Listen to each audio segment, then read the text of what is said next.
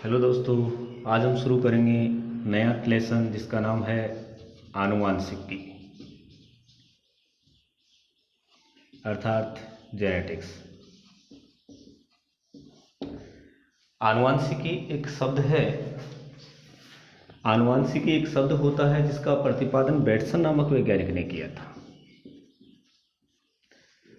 1905 में इस शब्द का प्रतिपादन बेटसन नामक वैज्ञानिक ने किया था।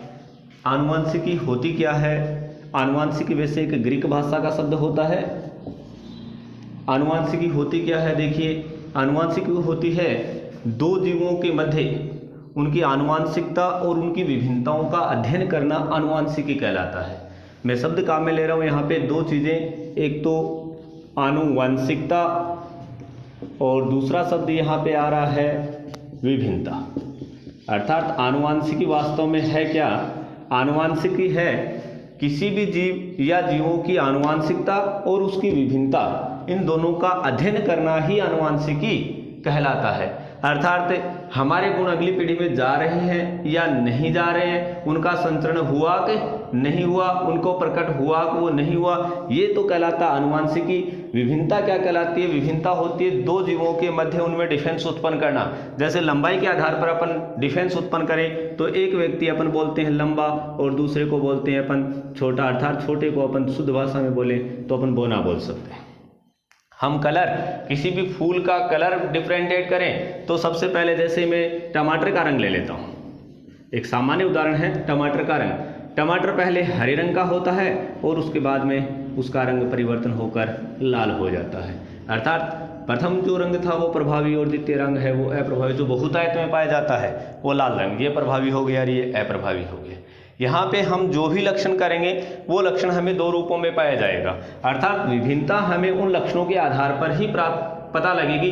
जैसे किसी का रंग गोरा है तो किसी का काला है, ये भी क्या है? दोनों में विभिन्नता, डिफरेंस, अंतर उत्पन्न करने का एक माध्यम है जिसे अपन लक्षण कहते हैं।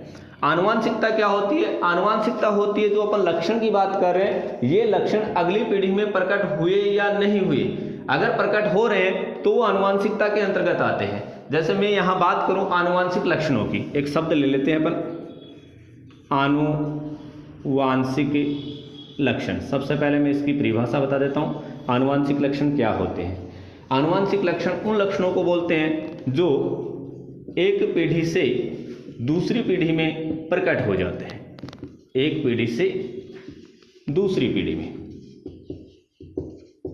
प्रकट होने वाले लक्षणों को आनुवांशिक लक्षण कहते हैं। अर्थात सीधी सी भाषा में बात करें तो आनुवांशिक लक्षण वे लक्षण होंगे जो एक पीढ़ी से अगली पीढ़ी में प्रकट होंगे। उसके अलावा जो लक्षण होंगे वो सामान्य लक्षण होंगे, उन्हें आनुवांशिक लक्षण नहीं कह सकते।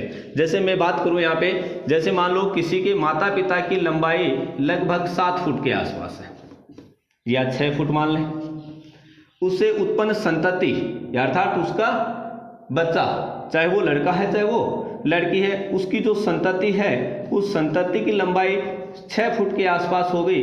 अर्थात अपन ये कहते हैं कि लंबाई का गुण अगली पीढ़ी में प्रकट हो गया।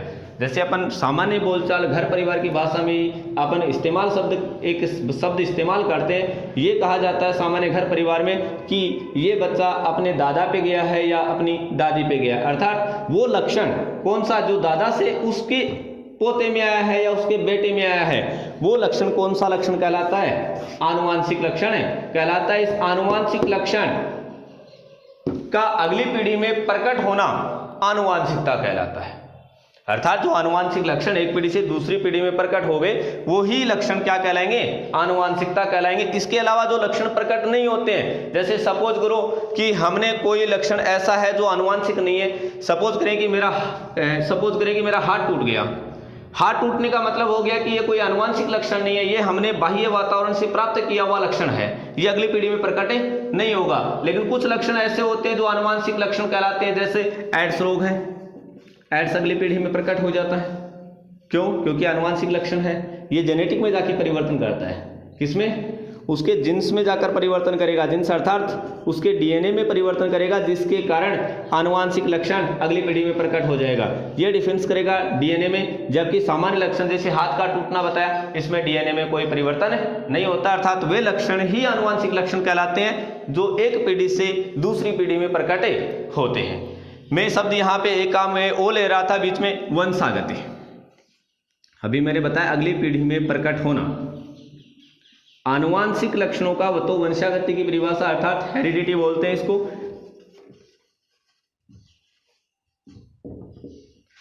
वंशागति क्या होती है? वंशागति होती है आनुवांशिक लक्षणों का अगली पीढ़ी में प्रकट होना।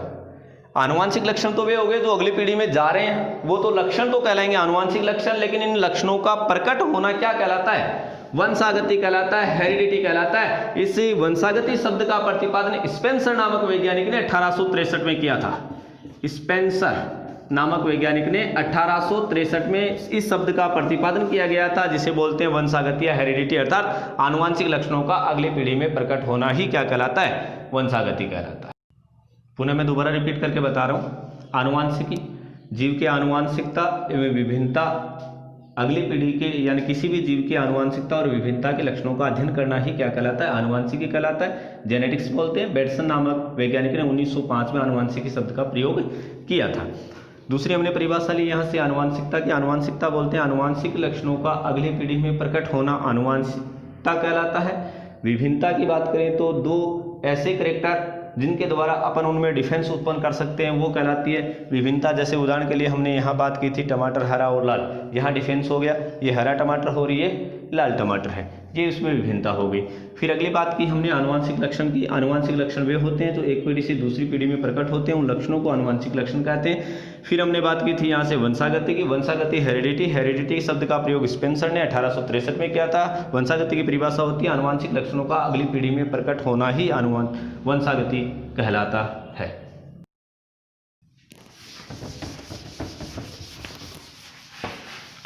नेक्स्ट टॉपिक शुरू करते हैं अपन, मेंडलवाद। सबसे पहले परिभाषा मेंडलवाद की। मेंडल के नियमों का प्रतिपादन करना ही मेंडलवाद कहलाता है। वैसे मेंडलवाद में अपन मेंडल की जीवनी का अध्ययन करेंगे, मेंडल का जन्म कब हुआ, कहाँ उन्होंने क्या क्या किया, इन सब के बारे में जानकारी, संपूर्ण जानकारी को ही मेंडलवाद कहा जाता है। और एकल शब्द में इसकी बात करें तो मेंडल के नियमों को प्रतिपादन करना ही मेंडलवाद कहलाता है। सबसे पहले मैं जीवनी स्टार्ट कर रहा हूँ। मेंडल को आनुवांशिकी का जनक कहा जाता है। आनुवांशिकी का जनक किसको कहा जाता है? मेंडल को कहा जाता है। आनुवांशिकी, थोड़ी देर पहले हमने इसकी परिभाषा पढ़ी थी। आनुवांशिकी शब्द का प्रयोग बेटसन ने किया था, लेकिन इसका जनक मेंडल को कहा जाता है। मेंडल का जन्म 22 जुलाई 1822 को ऑस्ट्रिया देश के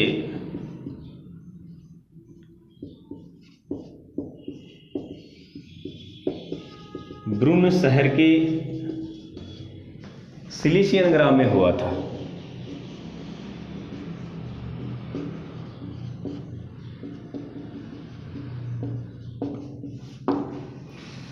मेंडल का जन्म है वो 22 जुलाई 1822 को ऑस्ट्रिया देश के ब्रुन शहर के सिलिसियन ग्राम में इनका जन्म हुआ था। इनकी प्रारंभिक शिक्षा थी वो इनके सिलिसियन ग्राम में ही हुई थी।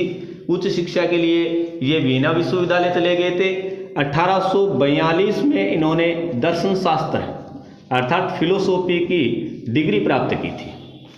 1842 में दर्शन शास्त्र की डिग्री प्राप्त करने के पश्चात 1843 में ये ब्रुन शहर वापस आ गए और ब्रुन शहर में इन्होंने पादरी के रूप में चर्च में कार्य करना शुरू कर दिया। पादरी के रूप में एक चर्च में कार्य करना शुरू कर दिया। जैसे मंदिर में पुजारी का कार्य धर्म स्थल पर पूजा अर्चना करना होता है, तो ऐसे ही चर्च में पादरी है वो पूजा अर्चना करने का कार्य करता है। तो पादरी के रूप में 1843 में इन्होंने एक चर्च में ब्रुन शहर में कार्य प्रारंभ किया। लगभग 7 वर्ष 1856 से लेके 1863 तक इन 7 वर्षों में पादरी पद पर रहते हुए इन्होंने मटर कुल के पौधे पर, अर्थात मटर वैज्ञानिक नाम होता है इसका पायसम सेटाइवम, मटर कुल के पौधे पायसम सेटाइवम पर अपने प्रयोग किए और इन प्रयोगों को, निष्कर्षों को एक निश्चित आंकड़े के रूप में इन्होंने लिखा। इनके निष्कर्षों को शोध पत्र कहा जाता है। मेंडल के जो भी नियम थे, जो उन्होंने 1856 से लेकर 1863 तक जो प्रयोग किए, उनका जो निष्कर्ष निकाला, उन निष्कर्षों को शोध पत्र कहा गया। इन शोध पत्रों को 1865 में मेंडल ने ब्रून सोसाइटी ऑफ नेचुरल हिस्ट्री, एक संस्था का नाम है ब्रून सोसाइटी ऑफ नेचुरल हिस्ट्री के समक्ष प्रस्तुत किए।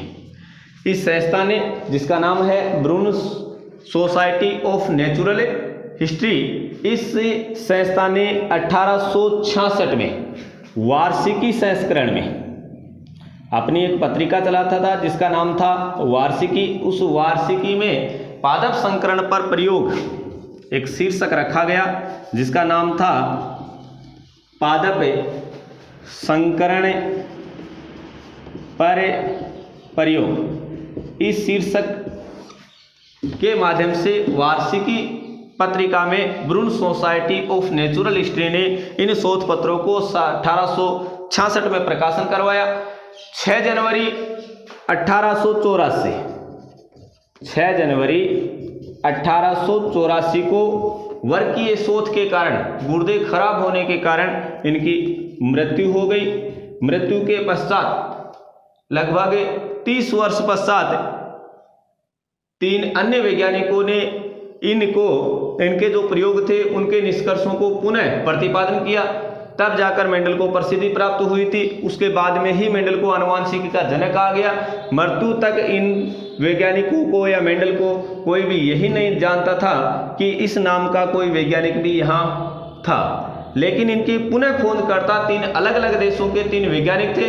उनकी पुनः खोजकर्ता के बाद में ही आनुवांशिकी का जनक मेंडल को कहा गया। इनका पूरा नाम था जोहन ग्रेगर मेंडल। वैसे मेंडल कहा जाता है, जोहन और ग्रेगर इनकी उपाधियां रही हुई है।